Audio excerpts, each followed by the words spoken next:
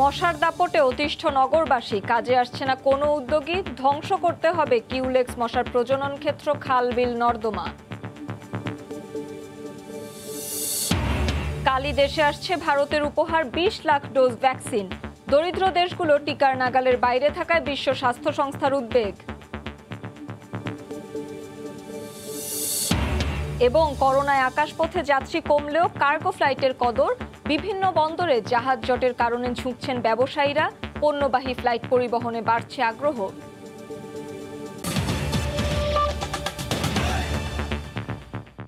সময় সংবাদের সঙ্গে আছি আমি মালিহা ইসলাম মনামি।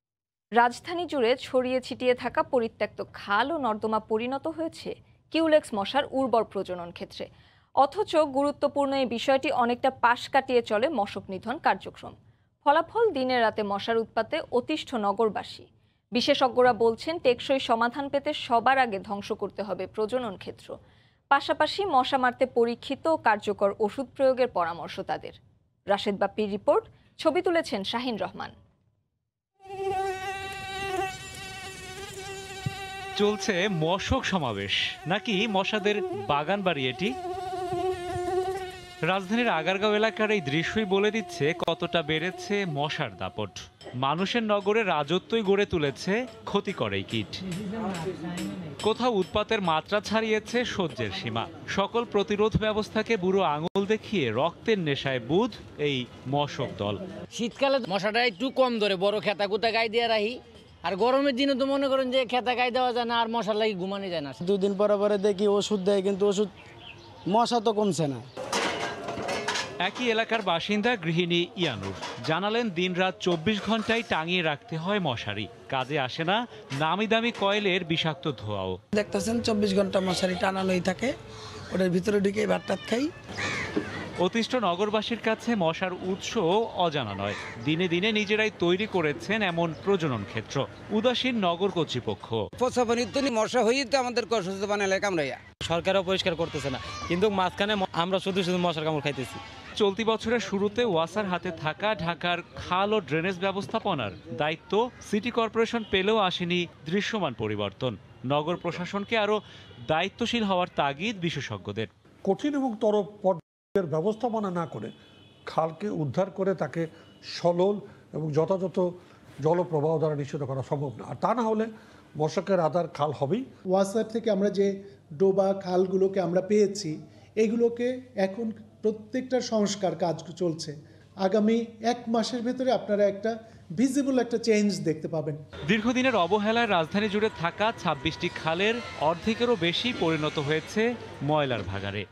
মশা মারতে কম হয়নি কামান দাগা, কিন্তু চোখের সামনে এমন উর্বর প্রজনন ক্ষেত্র বহাল রেখে যেসব উদ্যোগ নেওয়া হচ্ছে তা কি আদৌ বাস্তবসম্মত?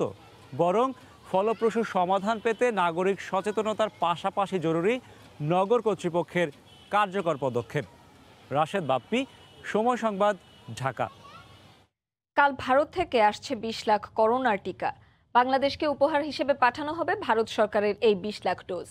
এরই মধ্যে ওষুধ প্রশাসনের কাছ থেকে এই টিকা ব্যবহারের প্রয়োজনীয় অনুমতি নিয়েছে স্বাস্থ্য অধিদপ্তর। উপহার হিসেবে দেয়া হচ্ছে সেরাম ইনস্টিটিউটের অক্সফোর্ড অ্যাস্ট্রাজেনেকার ভ্যাকসিন কোভিশিল্ড। স্বাস্থ্য অধিদপ্তরের চিঠিতে বলা হয়েছে, বুধবার ভারতের একটি বিশেষ বিমানে ভ্যাকসিনের কনসাইনমেন্ট হজরত শাহজালাল আন্তর্জাতিক বিমানবন্দরে অবতরণ করবে।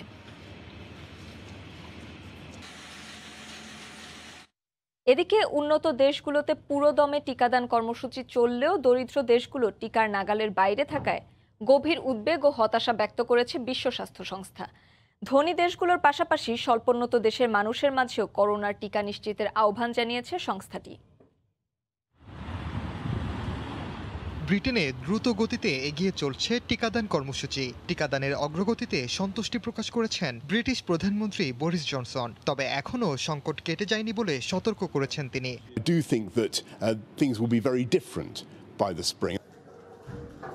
চিকিৎসাকর্মী, শিক্ষক ও সামনের সারির করোনা যোদ্ধাদের ভ্যাকসিনেশনের পর এবার গণটিকাদান কর্মসূচি শুরু করেছে রাশিয়া। মস্কো সহ দেশজুড়ে শপিং মল সহ বিভিন্ন স্থানে টিকাদান কেন্দ্র স্থাপন করা হয়েছে। যে কেউ যে কোনো অঞ্চল থেকে বিনামূল্যে দেশটির উদ্ভাবিত স্পুটনিক 5 ভ্যাকসিন নিতে পারবেন। জার্মানিতে চলছে করোনার টিকাদান। সোমবার পশ্চিমাঞ্চলীয় নর্থ রাইন ওয়েস্টফেলিয়ায় চিকিৎসা কর্মীদের টিকাদান কর্মসূচি পরিদর্শন করেন অঙ্গরাজ্যটির স্বাস্থ্যমন্ত্রী সহ স্থানীয় কর্তৃপক্ষ। বেলজিয়ামে শুরু হয়েছে মডার্নার ভ্যাকসিনেশন কার্যক্রম। সোমবার দেশটির একটি হাসপাতালের চিকিৎসা কর্মীরা এই টিকা নেন। তবে ভ্যাকসিন সংকটের কথা জানিয়েছে ফ্রান্স। এ নিয়ে বিভিন্ন অঞ্চলের মেয়ররা সরকারের উদাসীনতাকেই দায়ী করছেন। ইউরোপের পাশাপাশি উন্নত দেশগুলোতে পুরোদমে টিকাদান কর্মসূচি চললেও টিকা থেকে বঞ্চিত স্বল্পোন্নত ও দরিদ্র দেশগুলো। এ নিয়ে ক্ষোভ প্রকাশ করেছে বিশ্ব স্বাস্থ্য সংস্থা। উন্নত দেশে সুস্থ স্বাভাবিক যুবকদের ভ্যাকসিন দেয়া হচ্ছে, অথচ দরিদ্র দেশের অসুস্থ বৃদ্ধরা টিকা পাচ্ছে না। এটা ঠিক না। কিছু দেশে ভ্যাকসিন আসার আলো হলেও অসমতার দেয়ালের কারণে গরিব দেশগুলো চরমভাবে বঞ্চনার শিকার হচ্ছে। বৈষম্য দূরীকরণে সবার কাছে টিকা পৌঁছে দিতে এখনই উদ্যোগ নিয়ে প্রয়োজনীয় ব্যবস্থা নেওয়ার আহ্বান জানিয়েছে বিশ্ব স্বাস্থ্য সংস্থা। ওমর ইনান, সময় সংবাদ। করোনা মহামারীতে আকাশপথে যাত্রী কমলেও কদর বেড়েছে কার্গো ফ্লাইটের। সিঙ্গাপুর ও কলম্বো বন্দরে জাহাজ ও কন্টেইনার জটের কারণে আটকা পড়েছে আমদানি রফতানি চালান। তাই কার্গো ফ্লাইটে তৈরি পোশাক রফতানি, চিকিৎসা সামগ্রী ও শিল্পের জরুরি কাঁচামাল পরিবহন করছেন। এতে মুনাফা দেখে দেশি বিদেশি নতুন 10টি প্রতিষ্ঠান ও এয়ারলাইন্স কার্গো ফ্লাইট ও হেলিকপ্টার চালাতে সিভিল এভিয়েশনে আবেদন করেছে। হাজিরা শিউলির রিপোর্ট। করোনা দুর্যোগে এখনও সব দেশের আকাশপথ উন্মুক্ত হয়নি। ফলে বহরে থাকা উড়োজাহাজ অলস বসে থাকলেও রক্ষণাবেক্ষণ, ঋণের কিস্তি ও লিজের খরচ বাবদ বিপুল অর্থ ব্যয় হচ্ছে এয়ারলাইন্সগুলোর। যাত্রী চলাচল সীমিত হলেও জীবন রক্ষাকারী ওষুধ, চিকিৎসা যন্ত্রপাতি, শিল্পের কাঁচামাল আমদানি ও রপ্তানি থেমে নেই। করোনাকালে যাত্রীবাহী ফ্লাইট কম চলায় কার্গো ফ্লাইটে পণ্য পরিবহনের চাহিদা বেড়েছে। সুযোগ বুঝে কার্গো অপারেটররা বাড়িয়ে দিয়েছে ভাড়া। চাহিদা বাড়ায় 6টি দেশি প্রতিষ্ঠান ও 4টি বিদেশি এয়ারলাইন্স কার্গো ফ্লাইট ও হেলিকপ্টার চালানোর অনুমতি চেয়ে সিভিল এভিয়েশনে আবেদন করেছে। কার্গো এবং হেলিকপ্টার তারা নতুন জয়েন করতে চাচ্ছে। সো কার্গো সেক্টরে যেটা ডাবল ডিজিট গ্রোথ আমরা দেখতে পাচ্ছি। গার্মেন্টসে প্রচুর র মেটেরিয়ালস এন্ড অল, শিল্প কলকারখানা যত আস্তে আস্তে ডেভেলপমেন্ট হচ্ছে তত এই জিনিসটা বাড়ছে। মার্কেট আছে বলে আসলে তারা এখন এখানে এই ব্যবসাটা আসতে চাচ্ছে। বহরে থাকা উড়োজাহাজ কাজে লাগাতে বিমান বাংলাদেশ এয়ারলাইন্স হংকং ও গুয়াংজুতে সপ্তাহে নিয়মিত 6টি কার্গো ফ্লাইট চালাচ্ছে। এতে ভালো লাভ হচ্ছে বলে জানালেন বিমানের এমডি। কার্গো লাভজনক তো ডেফিনেটলি। আমি যখন প্যাসেঞ্জার ক্যারি করি, প্যাসেঞ্জারকে অনবোর্ড করার পরে আমার আরও অনেক খরচ লাগে, প্যাসেঞ্জারকে সার্ভিস দিতে হয়। কিন্তু কার্গো আপনি যখন অনবোর্ড করলেন আর একবারে নামাইলেন, এখানে ইনবিটুইন আর কোনো সার্ভিস কার্গোর দরকার হয়। যাত্রীবাহী ফ্লাইট কম হওয়ায় এই সুযোগে বাড়তি ভাড়া আদায় করছে কার্গো এয়ারলাইন্সগুলো। তবে বেশি এয়ারলাইন্স আসলে অতিরিক্ত ভাড়া আদায় বন্ধ হবে বলে মনে করেন ব্যবসায়ীরা। লস অ্যাঞ্জেলসে যেখানে আমরা মাল পাঠাতাম ধরেন $3.15 পার কেজি, এই করোনাকালীন সময় $10 পর্যন্ত ফ্রিটার কস্ট এসছে। তো আজকে যদি আমাদের এখানে অনেকগুলো এয়ারলাইন্স অপারেট করতো তাহলে কিন্তু এই ধরনের মনোফলি বিজনেস থাকতো না। যদি আরও অনেক বেশি এয়ারলাইন্স বাংলাদেশে আসে, এক্সপোর্টাররা তারা অনেক ভালো রেটে মাল পাঠাতে পারবে। 2020 সালে 25,000 ফ্লাইট মোট 2,41,000 মেট্রিক টন পণ্য পরিবহন করেছে। বর্তমানে বাংলাদেশ থেকে 29টি যাত্রীবাহী ও 11টি কার্গো সহ মোট 39টি এয়ারলাইন্স ফ্লাইট পরিচালনা করছে। হাজারের শিউলি, সময় সংবাদ, ঢাকা।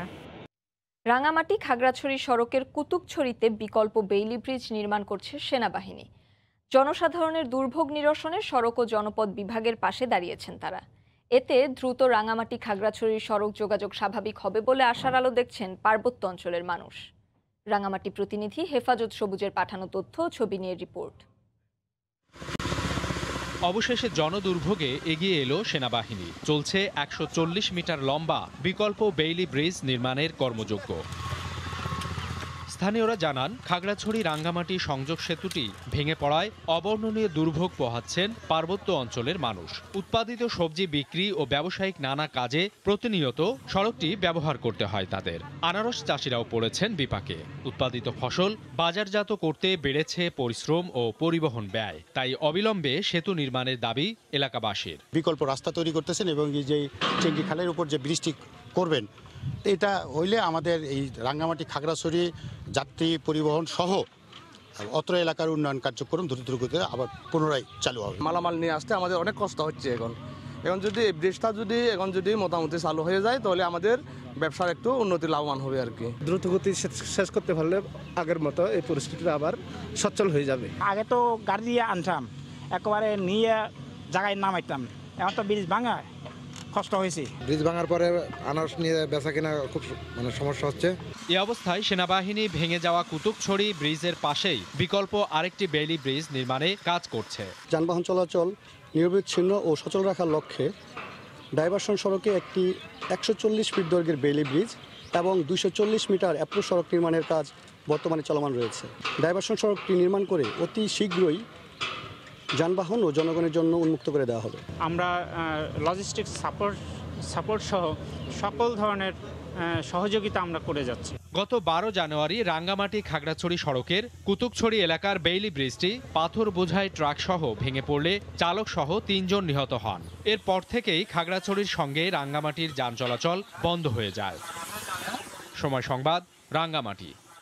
মুজিব বর্ষ উপলক্ষে দিনাজপুরে গৃহহীন পরিবারের মাঝে বিতরণ করা হবে সরকারি ঘর।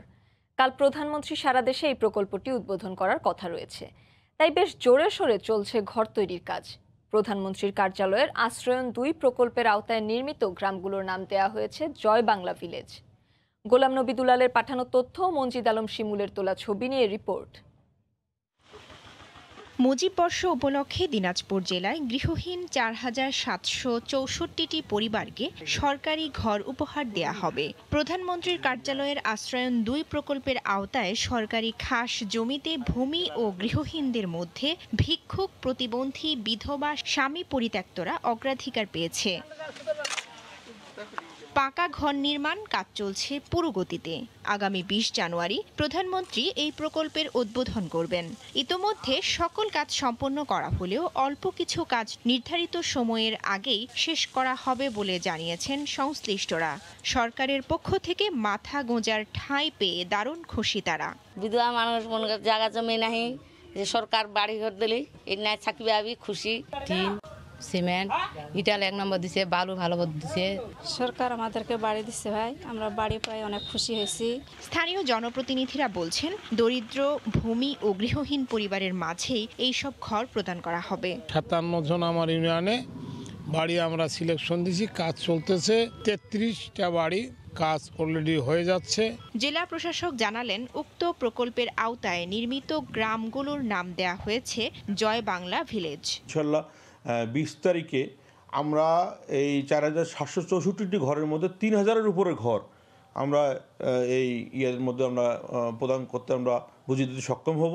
প্রতিটি ঘর নির্মাণে ব্যয় ধরা হয়েছে 1,71,000 টাকা। সময় সংবাদ, দিনাজপুর। তীব্র তুষারপাতে বিপর্যস্ত ক্রোয়েশিয়া, পোল্যান্ড সহ ইউরোপের বিভিন্ন দেশ। গত 11 বছরের ইতিহাসে সোমবার পোল্যান্ডের তাপমাত্রা সর্বনিম্ন -28 ডিগ্রি সেলসিয়াস রেকর্ড করা হয়েছে।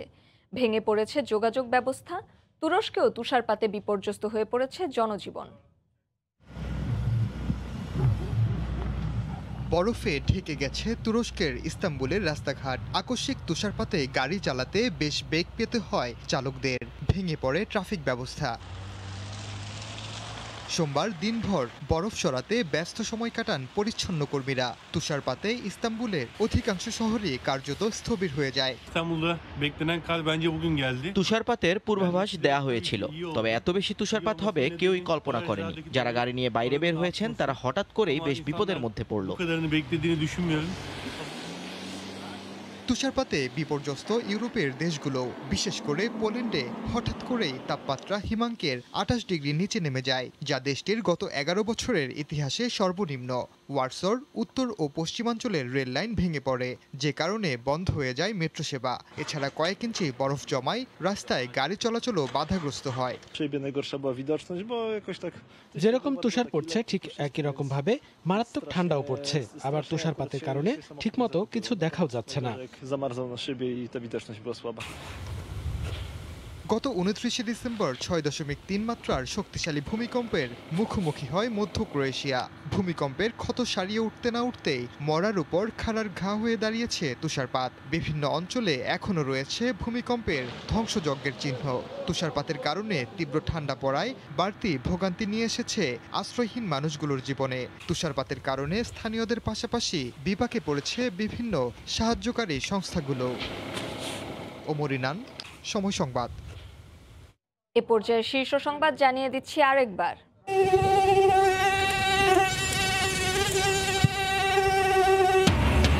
মশার দাপটে অতিষ্ঠ নগরবাসী, কাজে আসছে না কোনো উদ্যোগী, ধ্বংস করতে হবে কিউলেক্স মশার প্রজনন ক্ষেত্র, খাল বিল নর্দমা। কালই দেশে আসছে ভারতের উপহার 20 লাখ ডোজ ভ্যাকসিন। দরিদ্র দেশগুলো টিকার নাগালের বাইরে থাকায় বিশ্ব স্বাস্থ্য সংস্থার উদ্বেগ। এই ছিল এখনকার মতো, সঙ্গে থাকুন সময়ের।